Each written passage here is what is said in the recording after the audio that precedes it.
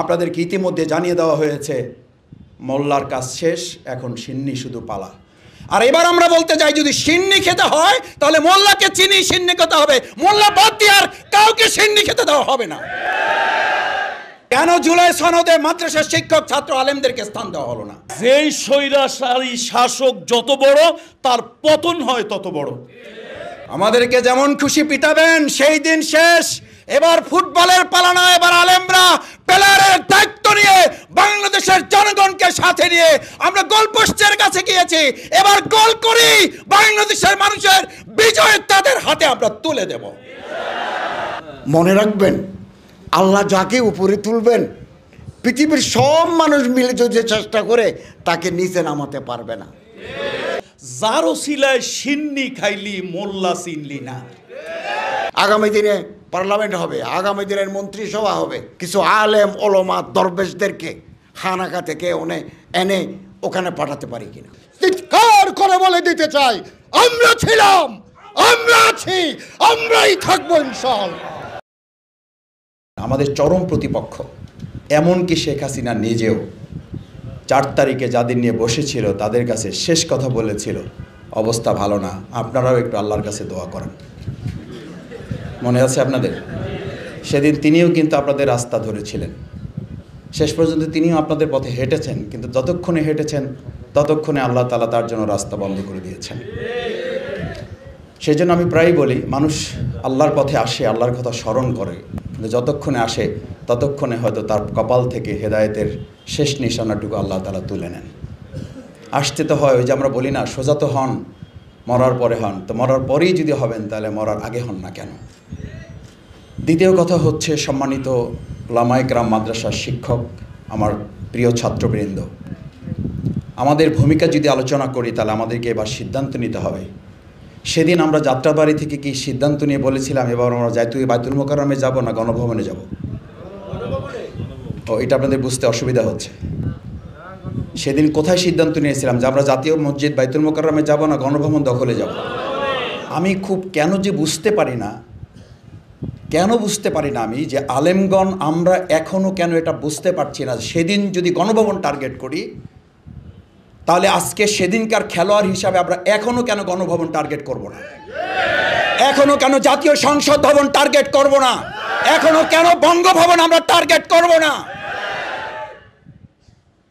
কেন আমাদের শুধু মসজিদ, মাদ্রাসা, জাতীয় বাইতুল মোকাররম এইটুকু হইলেই যেন, আমি আমাদের শ্রদ্ধেয় একজন প্রিন্সিপাল ছিলেন, আমি সস্তিনা মাদ্রাসার ওখানকার ছাত্র, তো আমার শিক্ষক বলতেন যে আমাদের একটা অসুবিধা কী মাসুদ জানো, আমরা দুনিয়ার দৃষ্টিতে কোনো কিছু একটু পেলে মোটামুটি আত্মতৃপ্তিতে ভরপুর, অথচ আল্লাহ গোটা রাজ্যটা আমাদেরকে দিতে চান, সেখানে আমরা কোনো একটা টুকরো মাটি নিয়ে আমরা আনন্দে আত্মআলোচিত হয়ে যাই। আজকে আমাদেরকে এটা মাথায় নিতে হবে যে এই আলেম ওলামা ছাত্র শিক্ষক সেদিন যাত্রাবাড়ি দখল করে নাই, সেদিন আমরা ডিক্লেয়ার করেছিলাম গণভবন। আজকে সেই যাত্রাবাড়ি উদ্ধার করা, সেই বিএনএস ভবন উত্তরার উদ্ধার করা, সেখানকার বিজয় ঘোষণা করা, ছাত্রদেরকে জুলাই সনদে রাখা হবে না, সেই জুলাই সনদ এই বাংলাদেশের মানুষটা একজন মানুষ এটা বিশ্বাস করে না। কেন জুলাই সনদে মাদ্রাসার শিক্ষক ছাত্র আলেমদেরকে স্থান দেওয়া হলো না? তার মানে কি জানেন? আপনাদেরকে ইতিমধ্যে জানিয়ে দেওয়া হয়েছে মোল্লার কাজ শেষ, এখন সিন্নি শুধু পালা। আর এবার আমরা বলতে চাই, যদি সিন্নি খেতে হয় তাহলে মোল্লাকে চিনি সিন্নি খেতে হবে, মোল্লা বাদ দিয়ে আর কাউকে সিন্নি খেতে দেওয়া হবে না। আবার সিন্নি সামনে আসছে 2026 সাল, আবার দেখবেন সিন্নির কাছ থেকে মাসি ভনভন করা শুরু করছে। মাসি ভনভন করে এই 2 প্রকার মাসি, একটা মোটা মাসি, একটা চিকন মাসি। মোটা মাসি কোথায় কোথায় বসে জানেন? স্বাস্থ্য ভালো কোথায় বসে জানেন? আমি এই কথা বলতে চাই না, আমার মুরব্বীদের কাছ থেকে এগুলো ওয়াজ শোনা, তো এই ওয়াজ ওনাদের সামনে বললে ওনারা আমাকে একটু আদবের খেলাপ মনে করবেন, আমি শুধু স্মরণ করে দেওয়ার জন্য। এই মোটা মাছির কাজে হলো কাঁঠালেও বসে, এই মোটা মাছির কাজ হলো মরা গরুর উপরেও বসে। কখন এই মাছিটা আপনার এই কাঁঠালের উপরে বসে আর কখন মরা গরুর উপরে বসে, মরকুরি পরে বসে এই বোধ শক্তিজীবীদের আলেমরা আমরা কেউ আবার ভুলে যাই, তাহলে শেখ হাসিনার সাথে বাইতুল মোকাররমের ইমাম যেমন পালিয়েছে, ভবিষ্যতেও সেই তথাকথিত আলেমদেরকে আবার রাস্তা খুঁজতে হবে পালাবার। আমি বিশ্বাস করি আজকের সেমিনারের সেই বোধ শক্তি উপলব্ধি এখান থেকে আমাদেরকে নিয়ে যেতে হবে। শেষ কথা, সম্মানিত উপস্থিত সুধী মণ্ডলী, আজকে আমরা এখানে যারা আসছি আমাদেরকে দেখবেন সব প্রোগ্রাম হয়, জাতীয় প্রোগ্রাম, বিভিন্ন গুরুত্বপূর্ণ প্রোগ্রাম, সেখানে আপনাদের উপস্থিতি নাই, মিডিয়াতে আপনাদের উপস্থিতি নাই। মিডিয়ার লম্বা লম্বা আলোচনা হয়, যারা এসি রুমে বসে এই ফেসবুকে এবং টিভি দেখে জুলাই আগস্টের ঘটনা বর্ণনা করে তারা ওখানকার গেস্ট, আর যারা রাস্তায় ঘাম ঝরিয়েছে, রক্ত ঝরিয়েছে, চোখের পানি ঝরিয়েছে, দিনের বেলা রোজা রেখেছে, আপনি বিশ্বাস করবেন না, আমরা যখন কলা এবং রুটি বিতরণ করি এরকম অসংখ্য ভাইকে বলতে শুনেছি, মাসুদ ভাই আমি তো এখন কলা খাবো না, আমি তো রুটি খাবো না, আমাকে দেন, আমি আরেকজনকে দেবো। কেন খাবেন না? বলছে মাসুদ ভাই আমি তো রোজা রেখে এসেছি। আপনি বলতে পারেন জুলাই আগস্টের গণঅভ্যুত্থানে এরকম অন্য কে কারা রোজা রেখে রাত্রে তাহাজ্জুদ পড়েছে আর কাবার গিলাফ ধরে দোয়া করার পর তারপরে আন্দোলনে এই ভূমিকা পালন করেছে? কারা তারা? তাদের বাদ দিয়ে আপনি মিডিয়া চালান, তাদের বাদ দিয়ে আজকে আপনাদের অন্তর্বর্তীকালীন সরকার চলতে চান। যদি চলতে চান, জুলাই আগস্টের যে ভুল হয়েছে তার চেয়ে কয়েক গুণ মূল্য দিয়ে আবার আলেম সমাজকে নিয়ে এই বাংলাদেশ পরিচালনার সিদ্ধান্ত নিতে হবে। তার আগেই এই আলেম সমাজ, ছাত্র, মাদ্রাসা সবাইকে সমান মূল্যায়ন, ন্যায্য মূল্যায়ন করতে হবে। এবারের ঘোষণা, আমরা এবার আর ফুটবল না, এবার আমরা প্লেয়ার। আমাদেরকে যেমন খুশি পিটাবেন সেই দিন শেষ। এবার ফুটবলের পালা না, এবার আলেমরা প্লেয়ারের দায়িত্ব নিয়ে বাংলাদেশের জনগণকে সাথে নিয়ে আমরা গোলপোস্টের কাছে গিয়েছি, এবার গোল করি বাংলাদেশের মানুষের বিজয় তাদের হাতে আমরা তুলে দেব। সেই প্রত্যাশা ব্যক্ত করে সেটার জন্য প্রস্তুতি গ্রহণ করার উদাত্ত আহ্বান জানিয়ে আমরা গোলপোস্টের কাছে গিয়ে যেন আর এটা না বলি আমরা সুন্দর দেখতে ফুটবল ভাই, যা পারেন করেন, মারেন আমাদের দিয়ে গোল দেন। এবার আমাদের দিয়ে গোল দিতে বলবো না, এবার বলবো আমরা গোল দিতে এসেছি, এবার আমরা গোল দেবো ইনশাআল্লাহ। আল্লাহ আমাদের কবুল করুন। আজকে আমি যাদের সামনে কথা বলছি তাদের ব্যাপারে ১,৫০০ বছর আগে আল্লাহ কোরআনুল কারিমে বলে দিয়েছেন, হাল ইয়াস্তাবিল্লাযীনা ইয়ালামুনা ওয়াল্লাযীনা লা ইয়ালামুন। আমরা সেই মন্ত্রে উজ্জীবিত হয়েছি। সূরা তাওবার ১১১ নম্বর আয়াতে যেমন করে আল্লাহ বলেছেন, ইন্নাল্লাহা ইশতারা মিনাল মুমিনিনা আনফুসাহুম ওয়া আমওয়ালাহুম বিআন্না লাহুমুল জান্নাহ। আল্লাহ রসুল ১,৫০০ বছর আগেই বলে গিয়েছেন, খায়রুকুম মান তাআল্লামাল কুরআনা ওয়া আল্লামাহু। আর সেই দৃষ্টিকোণ থেকে এই হল রুমে যারা অবস্থান করছি, কে কি বলল, কে কি জানালো, কে কি শোনালো, সেদিকে আমরা কর্ণপাত না করে আমাদের ওভার কনফিডেন্স, আমাদের আত্মবিশ্বাস, নবীর কথা অনুযায়ী আমরাই সেরা মানুষ। সুতরাং কারো কথায় আমাদের মর্যাদা কমে যাবে এটা কখনোই সম্ভব নয়। শুধু আজকে নয়, শুধু ৩৭ জুলাই নয়, শুধু ২৪-এ নয়, এই পৃথিবীতে অবদান রেখেছে উলামায়ে কেরাম। এই পৃথিবীকে সভ্যতার আসনে আসীন করে দিয়েছে উলামায়ে কেরাম। সেই ১,৫০০ বছর আগে আয়ামে জাহিলিয়াতকে দূর করে দিয়ে হেরার রশ্মি দিয়ে আলোয় উদ্ভাসিত করে দিয়েছিলেন, ওরা পৃথিবীকে রাঙিয়ে দিয়েছিলেন নবী মুহাম্মদুর রাসূলুল্লাহ সাল্লাল্লাহু আলাইহি ওয়াসাল্লাম। তারাই ধারাবাহিকতায় হযরত আবু বকর সিদ্দিক মুরতাদদের বিরুদ্ধে বজ্র কঠিন হয়ে তিনি প্রমাণ করে দিয়েছিলেন দিন ছিল, দিন আছে, দিনই থাকবে। ওমরে ফারুক তিনি প্রমাণ করে দিয়েছিলেন সত্য আর মিথ্যার বাতিলের রেখা টান দিয়ে। তিনি প্রমাণ করেছিলেন আমাদের যিনি পঞ্চম খলিফা হিসেবে যাকে সাব্যস্ত করা হয় সেই উমর ইবনে আব্দুল আজিজ, তিনি তার সঞ্চিত সম্পদগুলো, তার বিবাহে পাওয়া স্বর্ণগুলো জমা করে দিয়ে বলেছিলেন যে আজকে পূর্ববর্তী বংশধরের রক্তের দায় শোধ করতে আসলাম। আমরা সেই জাতি।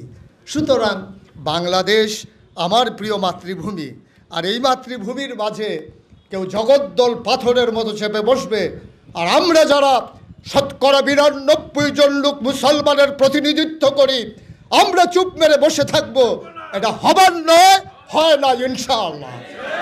এবং সামনেও যদি এমন করে কেউ মাথা ছাড়ে দিয়ে উঠতে চায়, তাদের জন্য 24-এর এই গণ অভ্যুত্থানই আবার নতুন করে বার্তা দেওয়ার জন্য যথেষ্ট। শুধু আজকে এই ছাত্র জনতাকে, ওলামায়ে কেরামকে মনে করিয়ে দিতে চাই, যেমন কবি ফররুখ মনে করিয়ে দিয়েছিলেন, কত যে আধার পর্দা পাড়ায় ভোর হলো জানি না তা, নারঙ্গী বনে কাঁপছে সবুজ পাতা। দুয়ারে তোমার 7 সাগরের জোয়ার এনেছে ফেনা, তবু তুমি জাগলে না, তবু তুমি জাগলে না। 7 সাগরের মাঝি চেয়ে দেখো, দুয়ারে ডাকে জাহাজ, অচল সবিষে তসবির যেন দাঁড়ায় রয়েছে আজ।